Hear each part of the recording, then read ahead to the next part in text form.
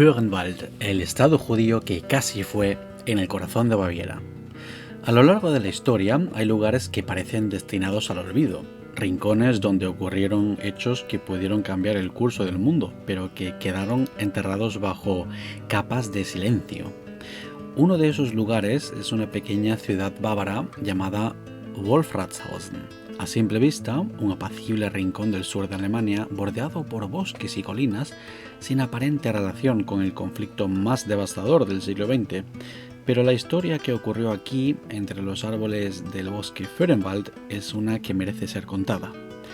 En 1938, con la maquinaria nazi en plena expansión, las autoridades del Tercer Reich eligieron esta zona para construir dos grandes fábricas de armamento.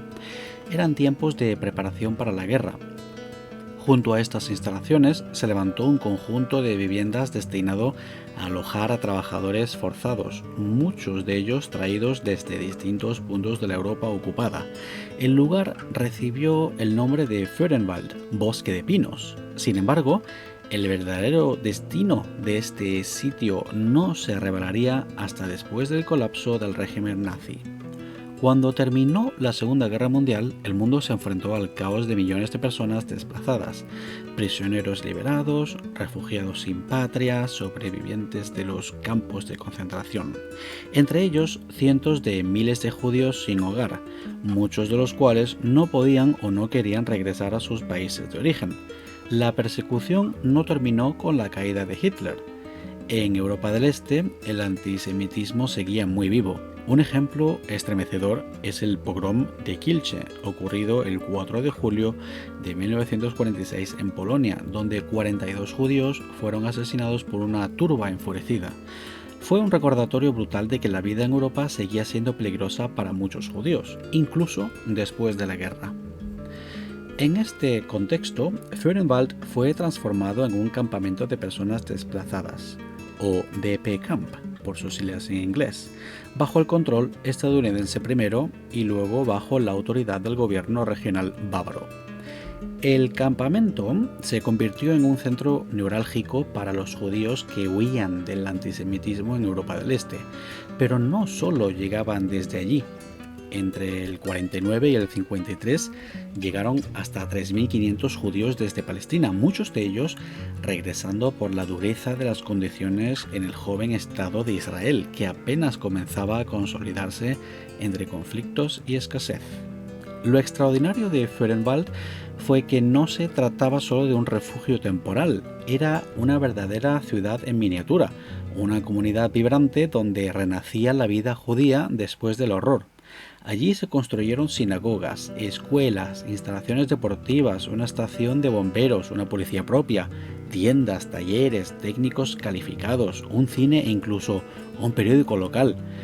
Hasta 6.000 personas convivían allí, provenientes de 16 países distintos. Y aunque sus lenguas natales eran diversas, el yiddish se convirtió en el idioma común, uniendo a todos en una identidad cultural compartida. Fue un lugar donde los supervivientes del Holocausto reconstruyeron sus vidas, aprendieron oficios, celebraron festividades religiosas y, por primera vez en mucho tiempo, soñaron con un futuro.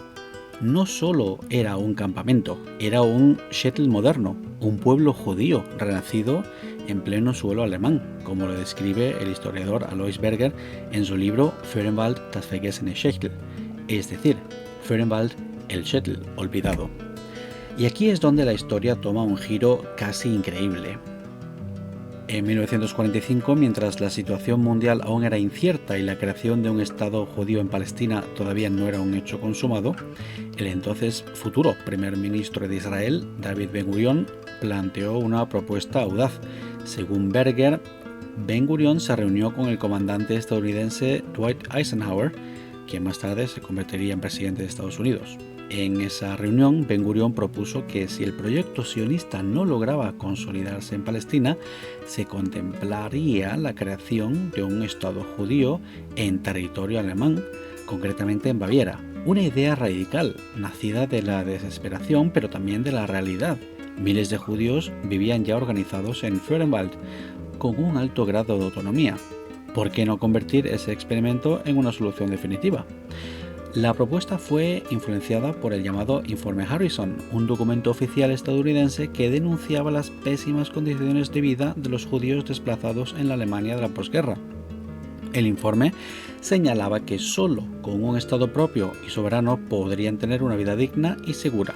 Feuerenwald representaba esa posibilidad en miniatura, un modelo de comunidad judía autónoma, autosuficiente, organizada y pacífica. Pero el experimento no duró para siempre. A medida que Israel fue consolidándose como Estado en Oriente Medio y las prioridades políticas cambiaron en Europa, Feuerenwald comenzó a desmantelarse. El golpe final llegó de la mano del político bávaro Theodor Oberländer, quien, según el periódico Süddeutsche Zeitung, tenía un historial antisemita. Oberländer decidió ceder los terrenos del campamento a una fundación católica, que poco a poco fue tomando el control del área. Las familias judías fueron presionadas para marcharse y la comunidad fue finalmente disuelta. Así, Feuerenwald desapareció del mapa político y también de la memoria colectiva, pero su historia nos recuerda que, por un breve momento, una ciudad de Baviera fue el hogar de un pueblo sin patria, un laboratorio de esperanza, reconstrucción y dignidad. Fue, en cierto modo, el Israel que casi fue, pero en el corazón de Alemania. Hoy, en una Europa que sigue enfrentando desafíos relacionados con la migración, la identidad y la memoria histórica, recordar Feuerenwald es más importante que nunca, porque en sus calles olvidadas se escondió un sueño, el de un pueblo que incluso después del genocidio se atrevió a imaginar un futuro prometedor.